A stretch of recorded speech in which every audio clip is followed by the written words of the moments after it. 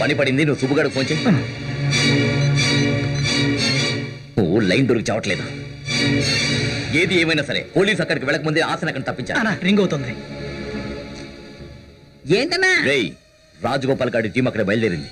నువ్వేం చేస్తావంటే ఆ ముందు టర్నింగ్ దగ్గర కాపు కాసి ఆ కారు కంటే ముందు పోనివ్వు. తర్వాత రూట్ ను మార్చి కన్ఫ్యూజ్ చేయి. నువ్వు వాడికి దొరకకూడదు, అర్థమైనా? పిచ్చెక్కిస్తారన్నా.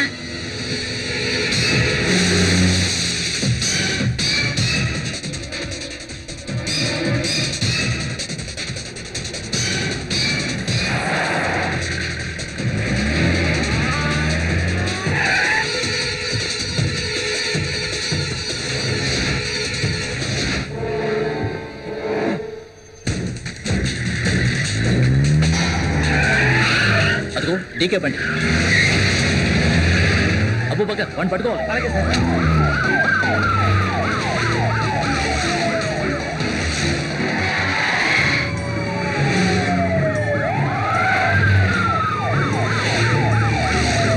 తొందరగా పోనివయ్యా.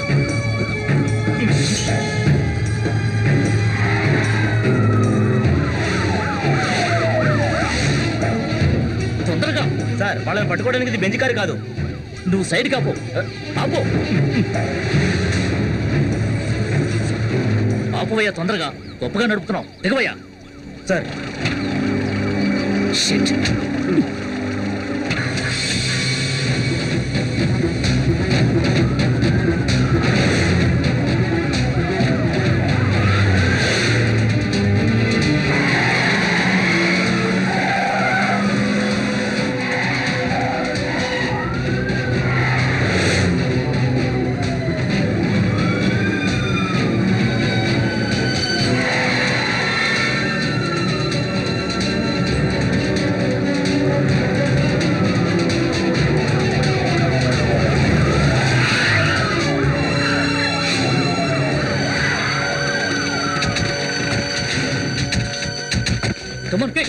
లోపల ఎదగండి.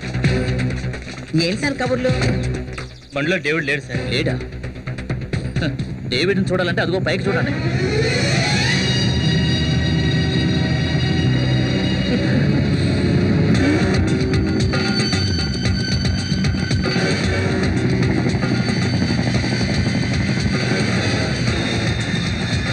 పైన ఎగిరే తనే అమ్మాయిని వెంటేసుకుని జాలీగా ఎలా ఎగుతున్నాడో చూడండి.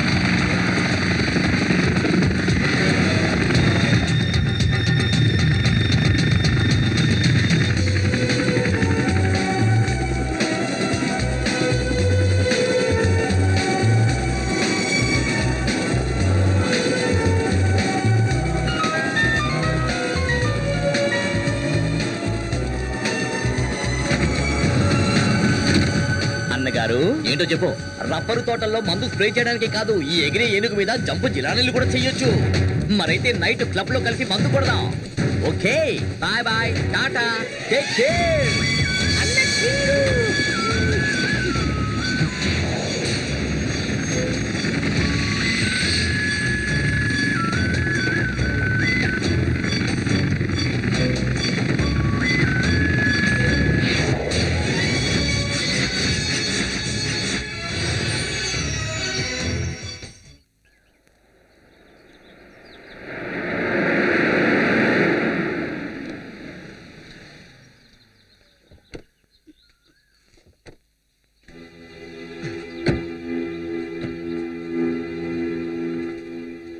అయ్యా నమస్కారం. డేవిడ్ ఉన్నాడా? లోపల ఉన్నారు. వర్గీస్ నువ్వు ఎక్కడే ఉండు. అలాగేనండి.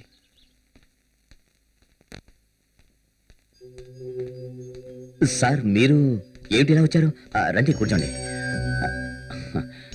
నా కొడుకు దారుణంగా చంపబడ్డాడని తెలిసి నా ఇంటికి వేలాది మంది వచ్చారు. వాళ్ళందరి ముందు చెదరకుండా బాధను అణుచుకున్న నేను నాలో ఉన్న దుఃఖం 2 కన్నీళ్ల బొట్టుగా నీ ముందే రాల్చాను. నీ మీద నాకున్న ప్రేమకు అనుబంధానికి నిదర్శనం అదే. పాడైపోయిన పెద్ద కొడుకు స్థానంలో నీలాంటి కొడుకును ఎందుకు నాకు ఇవ్వలేదా అని ఆ దేవుణ్ణి ఎన్నిసార్లు అడిగారో తెలుసా? అంతగా నిన్ను ప్రేమిస్తున్నా నన్నే మాయ చేస్తావా? ఆయమ్మా, ఆ అమ్మాయి చేత కాఫీ పంపించు, చక్కెర వద్దని చెప్పు. అలాగే. మర్యాదకి సమయం కాదు డేవిడ్. నా కొడుకుని క్రూరంగా చంపిన ఆ అమ్మాయిని నువ్వు ఎందుకు రక్షించాలని ప్రయత్నిస్తున్నావు? అసలు ఇందులో నీ పాత్ర ఉందా? నాకు తెలియాలి. అందుకే నేను వచ్చాను. సార్ మ్యాటర్ చాలా సింపుల్, ఆ నిజాన్ని మీకు చెప్పేస్తాను. మీ కొడుకు బన్నిని చంపింది ఆ అమ్మాయి కాదు. అది నిర్ణయించాల్సింది పోలీసులు, కోర్టులు. మీ నాన్న స్నేహితుడు వీరయ్య కూతురు కదా, అందుకే నువ్వు ఇలా చేస్తున్నావంటే ఆ వీరయ్య నా బావ కదా. సార్, మీరు ఇప్పుడు అంటున్న ఆ బంధాలు బంధుత్వాలు ఉన్నా లేకపోయినా సరే ఈ డేవిడ్ అనుకుంటే అమ్మాయికి హెల్ప్ చేస్తాడు. మీ బావగారి కూతుర్ని గత 10 సంవత్సరాలుగా పట్టించుకున్నారా? ఇప్పుడు చూస్తే గుర్తుపట్టగలరా? ఆ అమ్మాయి యోగక్షేమాలు ఎప్పుడైనా పట్టించుకున్నారా? కాఫీ అనికి ఇవ్వమ్మా. ఒక నిమిషం ఆగమ్మా. సార్ చూడండి, ఇంచుమించు ఇదే వయసున్న అమ్మాయి, పోనీ మాట వరుసకి తనే అనుకోండి, కన్నవాళ్ల ప్రేమను నోచుకొని ఒక అమ్మాయి, అమ్మా నాన్న లేని ఒక అనాథ, మాయ మాటలతో ఆమెను లోబర్చుకుని సర్వస్వాన్ని దోచుకుని మోసం చేసి ఆమెను ఒకటి వదిలివేశాడు. ఆమె హాస్టల్ బిల్డింగ్ మీద నుంచి దూకి చనిపోయింది. ఆ మోసగాడు మరెవరో కాదు, తమరి ముద్దుల కొడుకు బన్నీపాల్. వాణ్ణి లేపేద్దామని చిన్న కత్తితో ఆమె అతడి దగ్గరికి వెళ్ళింది. ఆమె పౌరుషానికి ప్రతిరూపమైన వీరయ్యకు పుట్టిన బిడ్డ. అది ఆమె రక్తంలోనే ఉంది. నిజానికి ఆమె చేయాలనుకున్న హత్య మరెవరో చేశారు. అసలైన హంతకుల్ని తప్పించాలన్న ఒకే ఒక కారణంతో ఆ నేరాన్ని ఆమెపై బలవంతంగా రుద్ది కేసును క్లోజ్ చేద్దాం అనుకుంటారు పోలీసులు. తెర వెనుక ఉండి తోలుబొమ్మలాటలాడిస్తున్న వాళ్ళెవరో నేను ఖచ్చితంగా తెలుసుకుంటాను. అది నీ పని కాదు. దేవుడనేవాడు ఉంటే నిర్దోషుల్ని కాపాడు. దేవుడు ఖచ్చితంగా ఉంటాడు, కానీ ఆయన పుష్పక విమానంలో భూమి మీదకు దిగి పోలీస్ స్టేషన్ కు నడిచి వెళ్లి సాక్ష్యం చెప్పడు కదా. ఆయన కొంతమంది దేవదూతలకు ఈ పని అప్పగిస్తాడు. ఈ కేసులో స్పెషల్ ఆఫీసర్ రూపంలో ఉన్న దేవదూతను నేనే. అయితే ఎన్ని రోజులు నువ్వు ఆ అమ్మాయిని దాచిపెట్టగలను అనుకుంటున్నావు? ఎవరు చెప్పారండి దాచారని? నేను పబ్లిక్ గా నిలబెట్టాను కదా. ఒక్కటి మాత్రం నిజం, నేను ఆమెను బయట ప్రపంచానికి చూపిస్తాను. నీతి న్యాయం ధర్మం దొరుకుతుందన్న చోటుంటూ ఉంటే అక్కడికి తీసుకొస్తా. చూడు నాన్న, అవివేకంతో నువ్వు సృష్టించుకుంటున్న శత్రువు పేరు ఎంసీ పాల్ అయితే అది నీకే నష్టం. నాకు నష్టమైతే మీకు లాభంగా?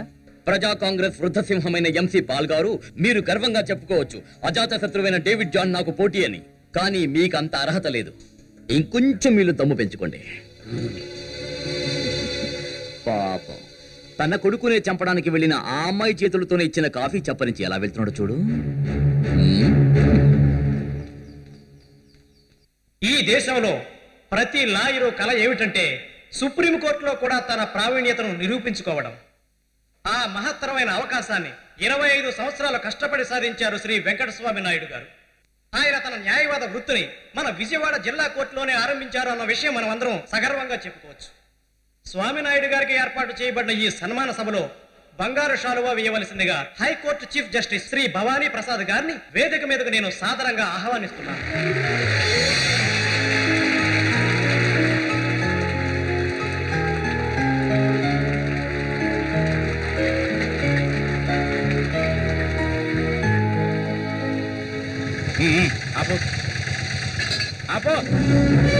గ్లబ్ చూడాలండి.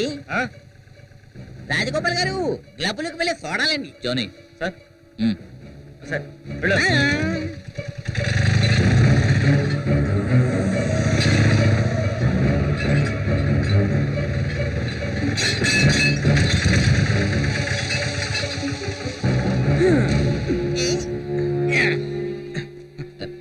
వినయ్, వంటగదిలో ఎవరు లేరు కదా? అందరూ మీటింగ్ లో బిజీగా ఉన్నారు. నువ్వు తాళి విప్పు. ఓకే. విప్పండి.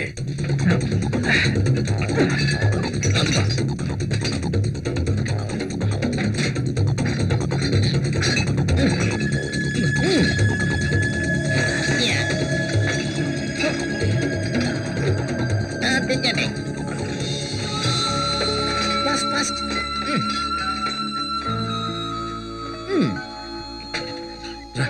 పర్వాలేదు, త్వరగా రా. ఆశా రామా. లోపలికి తీసుకెళ్ళండి.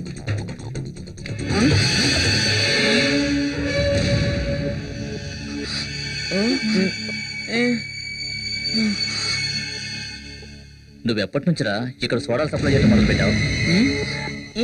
నన్ను ఫూల్ చేసే ఈ డ్రామాలో మీ అందరికీ వాటా ఉందన్నమాట.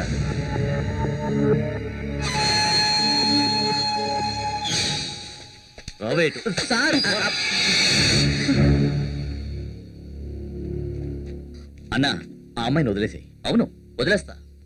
2 సార్లు ఈ అమ్మాయి వల్ల నేను ఫూల్ అయ్యాను. 2 సార్లు నువ్వు నన్ను బక్రాన్ చేశావు. అయినా కూడా నేను దీన్ని వదిలేయాలా? చెప్పేది విను. ఆ అమ్మాయిని ఇక్కడ తీసుకురావడానికి ఒక కారణం ఉంది. డేవిడ్, నిన్ను కూడా అరెస్ట్ చేయాలి. చేయకపోవడానికి కారణం నిన్ను ఇంకా నేను ఫ్రెండ్ గా భావిస్తున్నాను కనుక. నాకు అడ్డు తప్పుకో. నాలో నిజమైన పోలీసు అంతకు ముందే ఈ డేవిడ్ అసలు చూస్తావు కదా.